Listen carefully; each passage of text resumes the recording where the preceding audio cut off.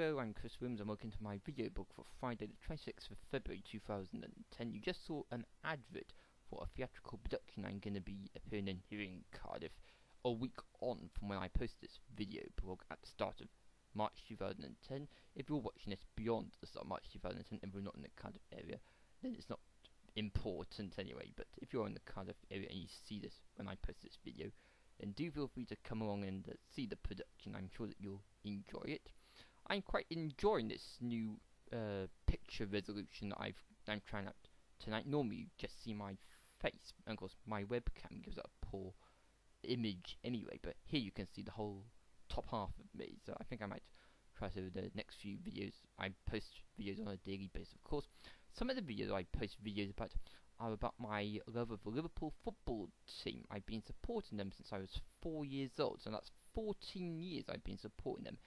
And I received a comment on YouTube just now from a very immature schoolboy who criticised me over my support of the Liverpool Football Club, and he claims to be a fan himself, and he says, you're not a true fan, clear off you glory hunter. What a muppet. I've been supporting them as long as he's been alive, it seems. I do not tolerate abuse from Liverpool fans.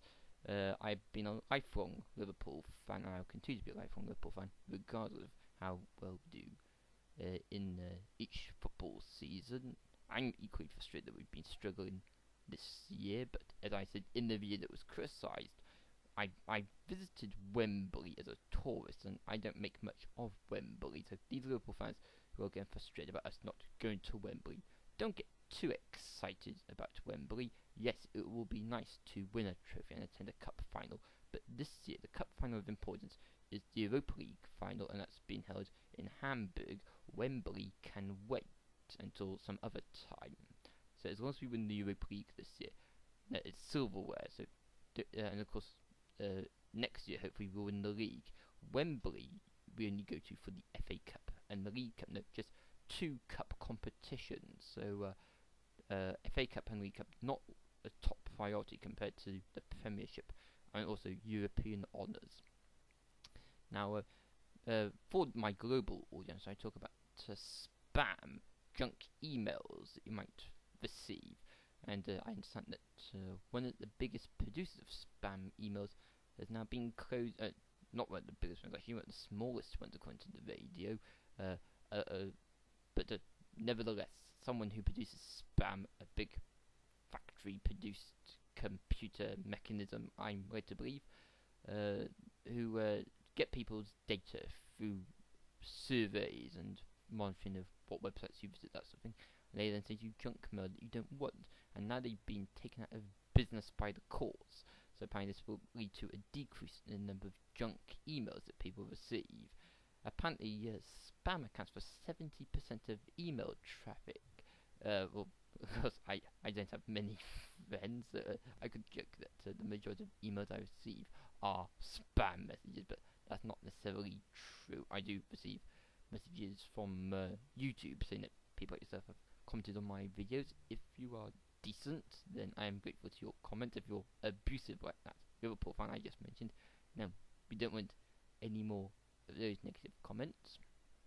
But the main topic I'm going to talk about is that here in the United Kingdom they are talking about placing magazines like Nuts and Zoo onto the top shelf with the really disgusting magazines. Have any of you in the United Kingdom noticed how strange it is that it's of the newsagents that sell the most pornographic material, it's always the newsagents from Islamic backgrounds? Now that's quite distressing for them, I imagine, because obviously it is in conflict with their religious beliefs, but it is to keep themselves financially viable, they have to sell such publications. You don't see such magazines in big newsagents like W. H. Smith's or in supermarkets like Tesco. Frustrating for me that I'm, as you know, I'm into astronomy. I studied it at university, and I get Astronomy Now magazine on a monthly basis. And I also read political magazines as well, but they tend to stick them on the top shelves next door to the filth. So it's very easy when you stretch up to get the astronomy or the political magazine down. You end up getting the filth by mistake. You know where you got the filth but in a plastic silver bag. Ew, you don't soil your hands with that. Two specific magazines that has been mentioned on the news: Nuts and Zoo. They're sort of middle shelf magazines at the moment, and it has things like inside the woman off the TV gets her boobs out. That's when it has it written on top of her chest on the front cover. I've noticed these magazines in the shops, and in recent times I thought, who is this woman? It says things like Sophie off TV, and I'm like, Sophie who? Does she come on Big Brother? Is she off the news? Does she come on a soap opera? That sort of thing. If I don't know who the celebrity is, there's no point buying the magazine, but all women look the same at the end of the day. But I do agree that it's inappropriate that this sort of thing is becoming the norm amongst young people here in the United Kingdom. And I do agree that I agree with the experts who say that this will lead to an increase in the number of sex crimes amongst young people who might get the wrong idea about females. I just pause a second.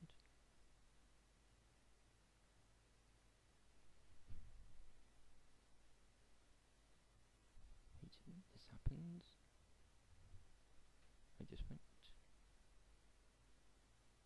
Right, we'll continue. I live in a house with multiple occupants with a lot of background noise, so I can never be sure when there's someone outside my door listening in on this video, but they might think that it's strange that I seem to be talking to myself. They might not know that I'm recording a video blog.